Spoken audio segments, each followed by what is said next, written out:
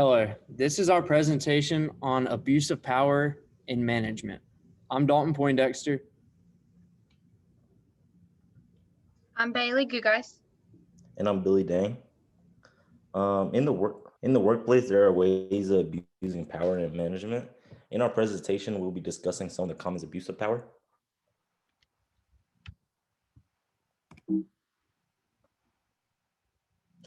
Bullying in the workplace is one of the most common. So we heard the term many places, and it has effects in the workplace as well.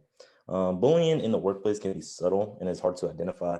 Bullying in the workplace is a targeted behavior towards an employee or a group of employees. Bullying comes in different forms, physical and in the workplace. Bullying, what's included?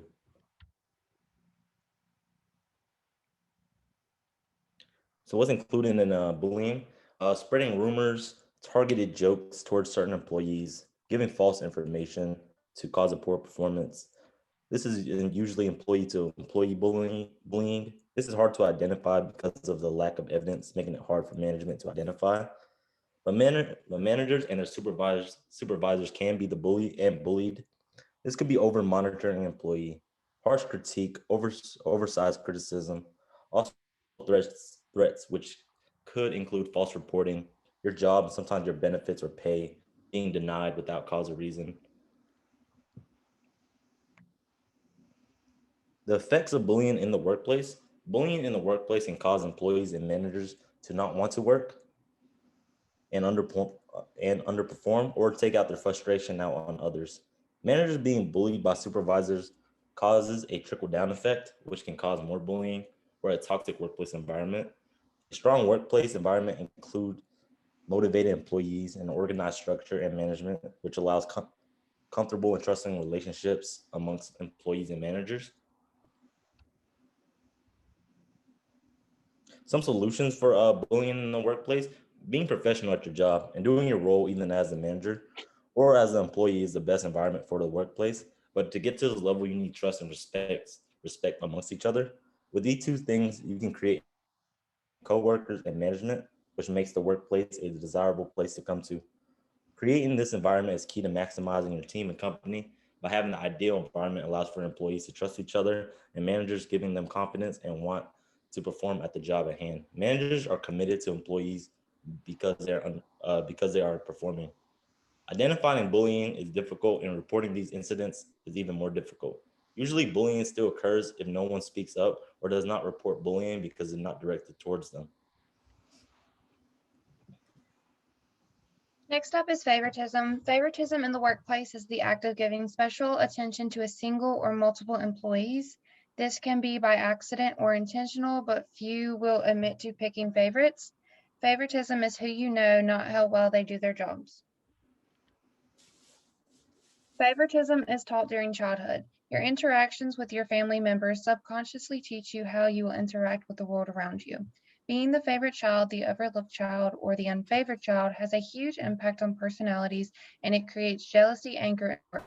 Professionals are human, so they feel these negative feelings, and when favoritism is shown, these negative feelings are increased. Types of favoritism. Cronyism is showing favoritism towards friends or business associates. Sexual favoritism occurs when an employee is in an intimate relationship with another employee, and because of that, they show favoritism. Nepotism is favoring family members. Social class or religion is showing favoritism towards people who relate, such as same race, class, or religion.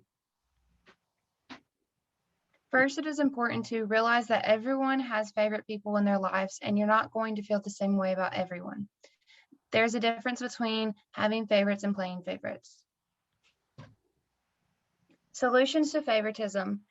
Give employees somewhere they can submit anonymous issues they may have at work. Have an open door policy where employees feel comfortable enough to come and discuss issues face to face. Inform all employees of the policies and make sure they follow them.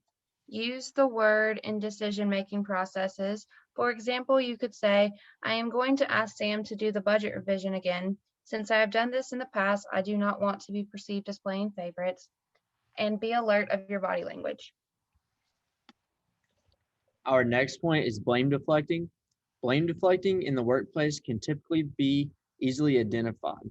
When someone constantly blames another individual for their mistakes, it can be caused by past trauma.